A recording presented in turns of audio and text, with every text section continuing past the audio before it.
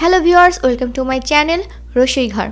আজ আমি আপনাদের সঙ্গে শেয়ার করব একটি নতুন রেসিপি, লাল শাকের পাকোড়া। খুবই সুস্বাদু এই রেসিপিটি, আপনারা অবশ্যই এটা বাসায় ট্রাই করবেন।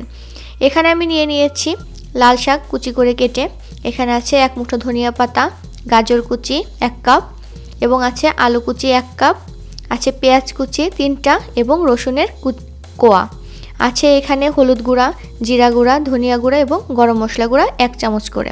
এখানে আছে পরিমাণ মতো কাঁচা মরিচ কুচি, আছে একটি ডিম, আছে এখানে কর্নফ্লাওয়ার এবং বেসন 1/4 কাপ করে, আছে 1 কাপ পরিমাণ চালের গুঁড়া। প্রথমে আমি এখানে সব উপকরণগুলো এক এক করে যোগ করব। এখানে আমি শাকের মাঝে দিয়ে দিচ্ছি আলু কুচি, গাজর কুচি, দিয়ে দিচ্ছি ধনিয়া পাতা, কুচি করে কেটে নিয়েছি আমি ধনিয়া পাতাগুলো, দিয়ে দিচ্ছি মরিচ কুচি, দিয়ে দিচ্ছি বেসন এবং কর্নফ্লাওয়ার, দিয়ে দিচ্ছি পেঁয়াজ রসুন, দিয়ে দিচ্ছি একটি ডিম। এবার সব উপকরণগুলোকে আমি হাতের সাহায্যে একটু চেপে চেপে মেখে নিব। খুব বেশি ভর্তা করার দরকার নেই, সামান্য পরিমাণ চেপে চেপে একটু মেখে নেবেন। যদি আপনি খুব বেশি চাপ প্রয়োগ করে মাখতে যান তাহলে এখান থেকে জল বের হবে। জল বেরিয়ে গেলে আপনাদের পকোড়াটা খেতে মজা হবে না, মুচমুচে ভাবটা আসবে না। আমার মনে হচ্ছে যে ডিম একটু কম হয়েছে, সেজন্য আমি আরেকটা ডিম যোগ করছি। এবার দিয়ে দিচ্ছি গুঁড়ো উপকরণগুলো, দিয়ে দিচ্ছি স্বাদমতো লবণ, এই পর্যায়ে দিয়ে দিচ্ছি লেবুর রস। ছোট লেবু হলে অর্ধেকটা লেবুর রস ব্যবহার করবেন।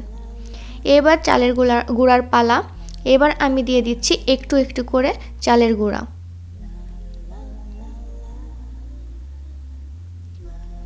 যতক্ষণ না পর্যন্ত এমন হয়ে যাবে মিশ্রণটি, মানে হাত দিয়ে যতক্ষণ না পর্যন্ত শেপ আসবে ততক্ষণ পর্যন্ত আপনারা একটু একটু করে চালের গুঁড়া যোগ করতে থাকবেন।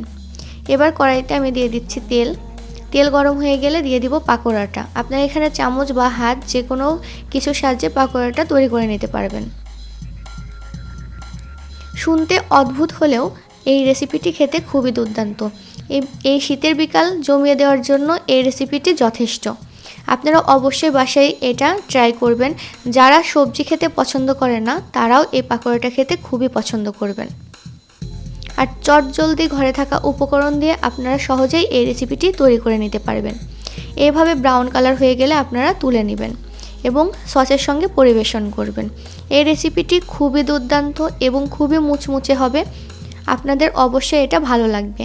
আমার ভিডিও যদি আপনাদের ভালো লেগে থাকে তাহলে আমার চ্যানেলকে অবশ্যই সাবস্ক্রাইব করবেন এবং পাশে থাকা বেল আইকনটি প্রেস করে দিবেন। ধন্যবাদ।